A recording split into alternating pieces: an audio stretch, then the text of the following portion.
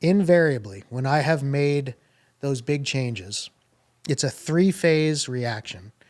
Again, you have to be there. That's the key. If you are there, the first phase of the reaction is people are shocked. And you have to be there. And you have to be very clear on why. But here's the thing. Nobody actually gives a shit about the person who got fired. They don't.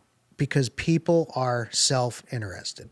Not in a bad way. That's not like a ding on people. It's just if you are at a job and your boss gets fired who you loved, the first person you're going to think about is you and your family. Like, oh, does this mean I'm next? Yeah. Does this mean I'm going to get fired? Does this mean my job is going to change? You're worried about, and you should be, because you're putting food on the table for your family. So, man, that sucks that Jim, got fired, but what does this mean for me? So you have to address that with people because they're going to be afraid, and you have to manage their fear and say, this is what's going to happen. This is what it means for you. Most of the time it's nothing.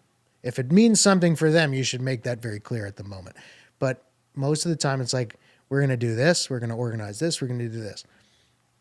Phase number 2 is that little storming. It's like a mini storming phase where now everybody's trying to figure out what is life like with this new organizational structure, whether it's no boss, a different boss, different whatever.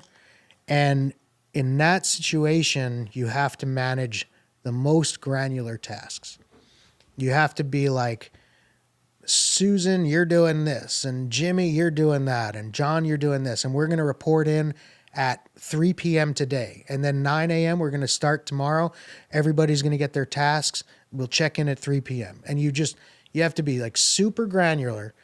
But every single time that I've seen this, within, days, you start to see that people, 1, they get the cadence.